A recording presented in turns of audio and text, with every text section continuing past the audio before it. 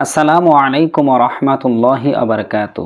অনেক মুসলমান ভাই বোনদের মধ্যে একটি প্রশ্ন তাদের জাগে, একটি বিষয়ে তাদের ভিতরে সংশয় আছে যে আমরা অনেক সময় কবরস্থানে যাই, সেখানে অনেক পুরাতন কবর দেখি, কিন্তু কবরের ভিতরে এত আযাবের বর্ণনা শুনেছি।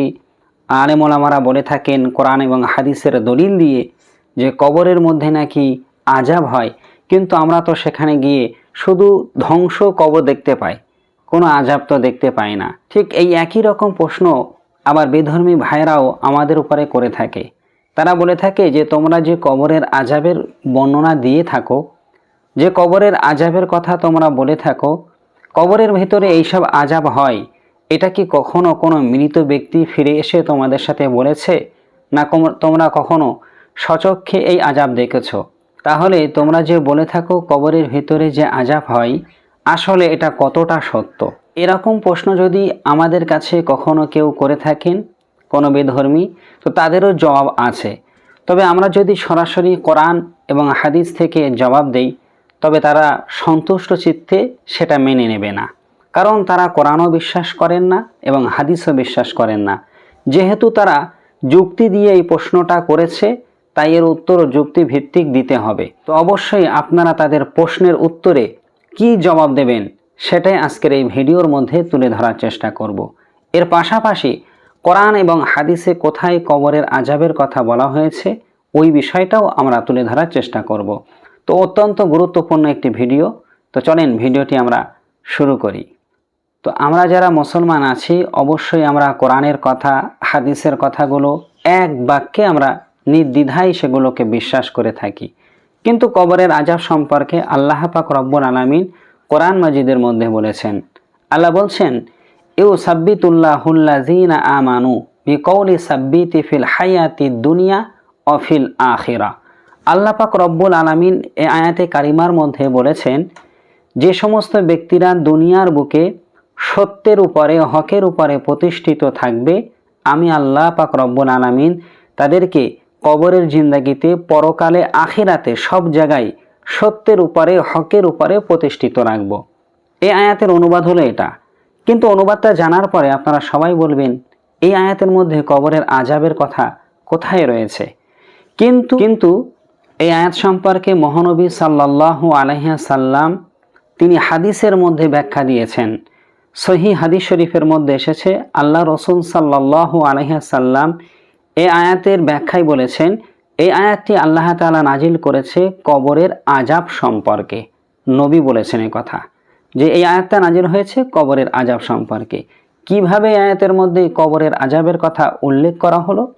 তা হলো যে আল্লাহ পাক রব্বুল আলামিন বলছেন, যারা দুনিয়ার বুকে হকের উপরে, সত্য সাক্ষ্যের উপরে প্রতিষ্ঠিত থাকবে, আমি আল্লাহ পরকালের জিন্দাগিতেও তাদেরকে হকের উপরে, সত্যের উপরে প্রতিষ্ঠিত রাখব।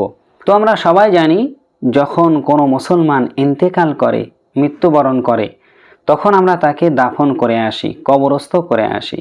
আর এই তাকে কবর দেওয়ার পরপরই ঠিক একজন ব্যক্তি 40 কদম দূরে সরে যেতে যতটা সময় লাগে, ওই সময়ের মধ্যে ওই মৃত ব্যক্তির কবরস্থানে দুজন ফারিস্তার আবির্ভাব ঘটে। একজনের নাম হলো মুনকার, অপরজনের নাম হলো নকির। দুজন ফারিস্তা এসে মৃত ব্যক্তিকে জীবিত করে উঠিয়ে বসিয়ে তার কাছে প্রশ্ন করতে থাকেন।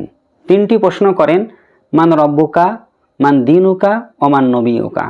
এই 3টি প্রশ্নের সঠিক উত্তর যদি কোনো ব্যক্তি দিতে পারে, তার কবরটা সাথে সাথে জান্নাতের বাগানে পরিণত হয়ে যায়, তাকে কবরের ভিতরে শান্তির ঘুম পাড়িয়ে রাখা হয়। কিন্তু যদি এই উত্তর কেউ না দিতে পারে, তার কবরটা সঙ্গে সঙ্গে আযাবের একটা গর্তে, জাহান্নামের একটা গর্তে পরিণত হয়ে যায়। তাই মহানবী সাল্লাল্লাহু আলাইহি সাল্লাম বলেছেন, আল্লাহ পাক ওই আয়াতের ভিতরে যে ওয়াদা দিয়েছেন, কোনো ব্যক্তি দুনিয়ার বুকে যদি সত্যের উপরে প্রতিষ্ঠিত থাকে, আমি আল্লাহ কবরে, পরকালে তাকে সত্যের উপরে প্রতিষ্ঠিত নিজেই রেখে দেব। তো যে ব্যক্তি দুনিয়ার বুকে সত্যের উপরে প্রতিষ্ঠিত ছিল, কবরে যখনই মুনকার নাকির আমাদেরকে প্রশ্ন করবেন, আল্লাহ নিজেই আমাদেরকে সাহায্য করবেন তাদের এই সত্য সাক্ষ্য দেওয়ার, যে আমরা সাক্ষ্য দেব এক আল্লাহ ব্যতীত কোনো ইলাহ নাই, আর নবী মুহাম্মদ সাল্লাল্লাহু আলাইহি সাল্লাম তার প্রেরিত বান্দা ও রসুল।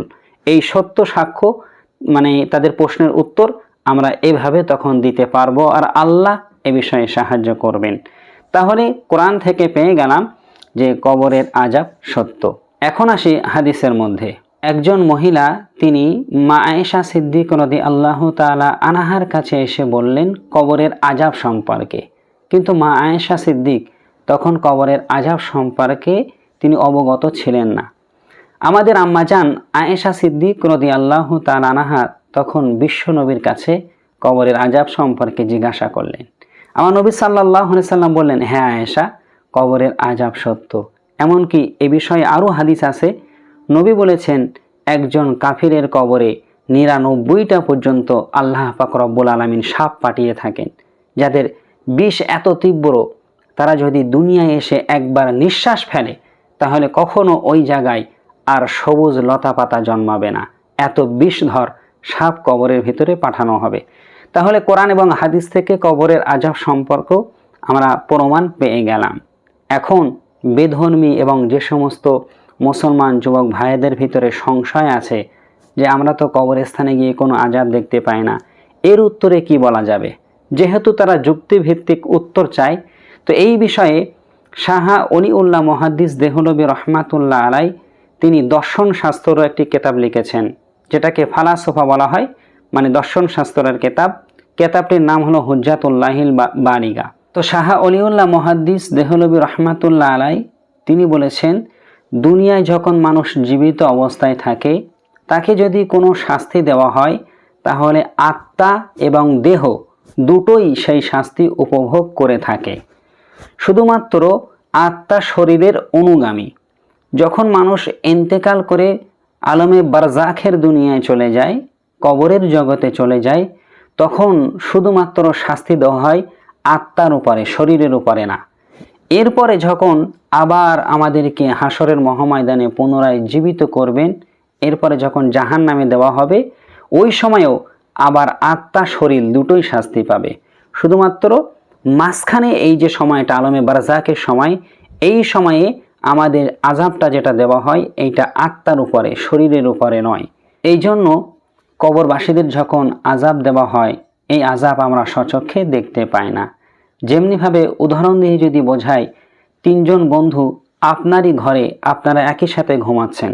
মনে করেন আপনার 2টো বন্ধু সহ আপনি 3 জনা মিলে একই খাটের ওপরে ঘুমাচ্ছেন। 3 জনের মধ্য হতে কোনো একজন ব্যক্তি রাতের বেলা সে স্বপ্ন দেখছে যে একটা ভয়ঙ্কর বাঘ তাকে পিছনে ধাওয়া করছে, অথবা একটা বিষাক্ত সাপ তাকে ধাওয়া করছে, আরও ছুটতে রয়েছে, এমনকি ছুটতে ছুটতে প্রাণপণে বাঁচার চেষ্টা করছে। হঠাৎ করে তার ঘুম ভেঙে গেল। ঘুম ভেঙে দেখে তার শরীর পুরো ঘেমে ভিজে গেছে। তো এই একই খাটের উপরে আপনারা 3 জন বন্ধু শুয়েছিলেন। ওই ব্যক্তি যে স্বপ্নের মাধ্যমে যেটা দেখছিল, যার প্রভাবের কারণে তার শরীর পর্যন্ত ঘেমে গিয়েছে, তার মানে শরীর তো এমনি এমনি ঘামেনি, নিশ্চয়ই সে কষ্ট পাচ্ছিল ঘুমের মধ্যে, তাই কিন্তু ওর শরীরটা ঘেমে গেছে। কিন্তু আরও যে 2 জন বন্ধু পাশে শুয়ে রয়েছে তার কষ্টটা কিন্তু এই 2 জন বন্ধু দেখতে পেল না। কেন দেখতে পেল না? কারণ সে স্বপ্নের মধ্যে দেখছিল, সে কষ্ট অনুভব করছিল তার আত্মার উপরে। এই জন্য আত্মার উপরে যখন কোনো কষ্ট দেওয়া হয় সেটা পাশের জন, অন্যজন তারা কেউই দেখতে পায় না।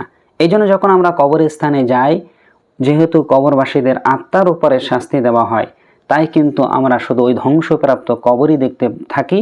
কিন্তু ওই কবরবাসীর উপরে যে আযাব দেওয়া হচ্ছে, তার উপরে যে গজব চাপানো হয়েছে, এ কোনো কিছুই কিন্তু আমরা ওই সময় প্রত্যক্ষ করতে পারি না, দেখতে পাই না। আশা করি আপনারা জবাবটা সঠিকভাবে বুঝতে পেরেছেন। তো এই তথ্যটি পেয়ে আপনাদের কেমন লাগলো অবশ্যই জানাবেন। যদি ভালো লাগে একটা লাইক দেবেন। ইনশাআল্লাহ আগামীতে আপনাদের সাথে আবার দেখা হবে। আল্লাহ হাফেজ।